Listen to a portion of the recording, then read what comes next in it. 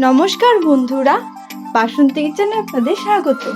আজকে আমি তৈরি করব মুগ ডাল দিয়ে চাল কুমড়োর ঘন্ট। চলো রেসিপিটা দেখে নিই। প্রথমে আমরা একটি কড়াইতে মুগ ডাল দিয়ে এটাকে আমরা নেড়ে ছেড়ে নেব। মুগ ডালটাকে আমরা ভালো করে লাল লাল করে ভেজে নেব। মুগ ডালটা লাল লাল করে ভাজা হয়ে গেছে, এখন নামিয়ে নিচ্ছি। ওই কড়াইতে আমরা সামান্য তেল দিয়ে ফোড়নে জিরে, শুকনো লঙ্কা ও তেজপাতা দিয়ে নেড়ে চেড়ে নিচ্ছি। এখন এর মধ্যে জিরে ও আদা বাটা দিয়ে নেড়ে চেড়ে নিচ্ছি। মশলাটা একটু ভাজা ভাজা হয়ে গেলে এখন এর মধ্যে আমরা কুচনো চাল কুমড়োগুলো দিয়ে দিচ্ছি।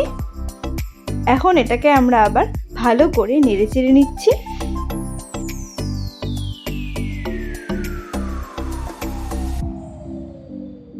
ভালো করে নাড়াচাড়া করা হয়ে গেলে এর মধ্যে আমরা লঙ্কা বাটা দিয়ে নেড়ে চেড়ে নিচ্ছি। এখন এর মধ্যে স্বাদ মতো নুন ও সামান্য জল দিয়ে নেড়ে চেড়ে নিচ্ছি।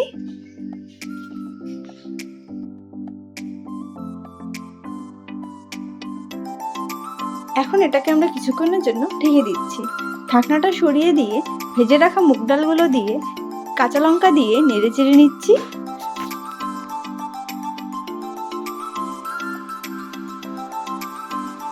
এটাকে আমরা কিছুক্ষণের জন্য ঢেকে দিচ্ছি। ঢাকনাটা সরিয়ে দিয়ে সামান্য হলুদ দিয়ে এটাকে আমরা আবার ভালো করে নেড়ে চেড়ে নিচ্ছি।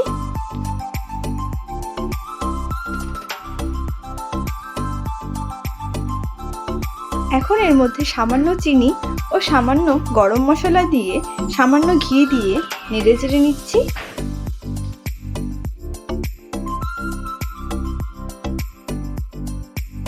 ভালো করে নাড়াচাড়া করা হয়ে গেলে কুচনো ধনেপাতা দিয়ে নেড়ে চেড়ে নিচ্ছি। এখন এটাকে আমরা আবার কিছুক্ষণের জন্য ঢেকে দেব। 15 মিনিট হয়ে গেছে, ঢাকনাটা সরিয়ে দিয়ে নেড়ে চেড়ে নিচ্ছি।